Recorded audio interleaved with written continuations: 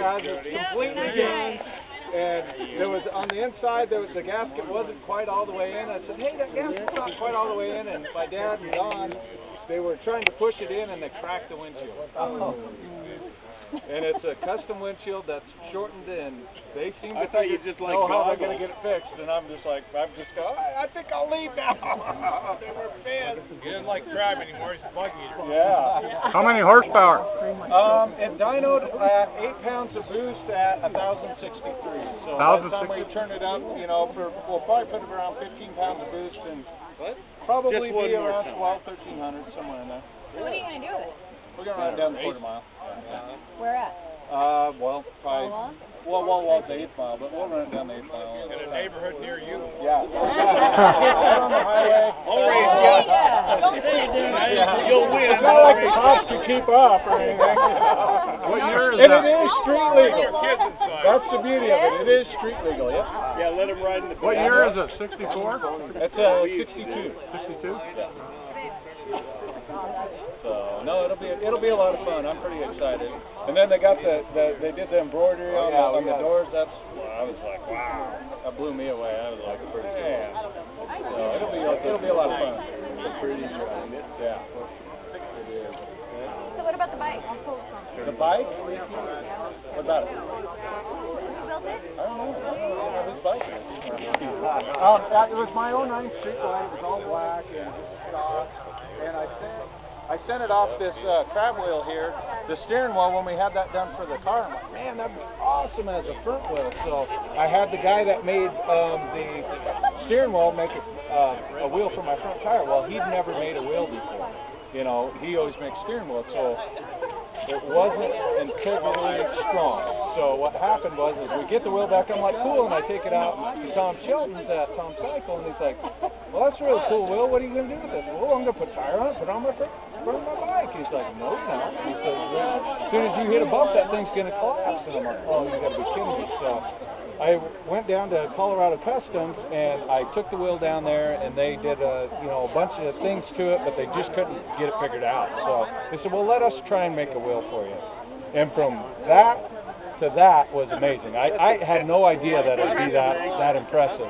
And then Mike LaValle did the paint scheme for me from Killer Paints. And I went up there, and he's got a little tiny shop, and he's kind of known for his ghost flames being really realistic. And so I take it up there, I give him a picture of the boat, give him a picture of my girls and a few ideas, and I says, okay, well, this is what I'd like to see. And I had no idea that it'd be that detailed. And he called me about a week later, yeah, I'm done with your parts, come up and get them. And I'm like, wow, okay. So I thought it was going to be pretty basic, and I walked in, and I'm like, oh my God. Wow. Yeah, I saw that up at Tom's. Yeah, I took my boss's bike. Oh, yeah. And then the whole scheme of the paint, and then the wheels and the seat, and they were all done by different people, and how it just all came together was, I was floored. So the only problem is I rode it 3 miles, and I had to go in for shoulder surgery, so it's been sitting there. I've just been drooling at it in my freaking garage every day. So. Yeah, it's funny. I took Dennis and Harley up there to have it worked on. I walked through town and I went, Scott's bike sitting there. Yeah. Scott, tell us about the gentleman that you've given in memoriam. That is Keith. He was on the boat with me for 9 years. We lost him in 2009. Well, we were fishing. It was a flat calm day. You know, we were almost full, and we were getting ready to head in. Actually, later that afternoon, and everybody was on a high note. You know, and he just kind of got a little complacent, got his foot caught in the line, and went over, and we never seen him again. So it was a pretty tough deal. So he was one of my best friends. So that's why. He's been with you a long time. Oh yeah, he'd been with me for 9 years. So that was a tough deal. But that's the ugly side of the industry. And so I've lost a lot of friends over the years. That was the first one that I'd ever lost. That I'd been working with on deck, but I was running the boat at the time, and it was a tough deal. It was devastated me. I didn't know if I could ever fish again. I probably wouldn't be fishing, but my dad was going to fly up, and I was going to go home, and with the legal things and all the other stuff that was going on with the Coast Guard, he just couldn't leave to come up, and I was kind of up there, and the crew kind of came up and said, hey, got to go back out. Okay, we've got bills to pay, and it was nobody's fault. It was an accident, but I blame myself forever. And they're the ones that kind of said, hey, we have full faith in you, and we want to go back out and fish for you. We don't want to fish for anybody else. So of course we untied the lines, and I was puking out the freaking window because I was so nervous. I didn't know if I could pull the boat away, and we got out there, and then we get out there, and I didn't know if I could actually do it once we got out there, and we were a day and a half away, and we get out there, and then we pulled the first spot, and it took me. Well, I mean, that still bothers me. When I get out there, I get really nervous. Not when we're in rough weather, because that's when everybody's on guard. Everybody's, they're tuned in, they're watching everything. It's when you get that nice weather and the nice sunny day, and they're just kind of, they just kind of get a little complacent or let the guard down. That's when I'm on. Hey, you guys need to pay attention, because that's how accidents happen. How long ago was that? That was in 2009, January 6th. Yep, you bet. But it's his biological family was a great supporter for us. They understood the industry, they understood how dangerous it was, and they were a big help for me going back out fishing. I stay in contact with them. I talk to his sister probably, at least once every 2 weeks, if not more often. So, they kind of took me in as part of their family, and they. Every time they go on vacations and stuff or have family reunions, they call me up and want me to come down. And so it's been really Where neat. is he from? He was from Stockton, California.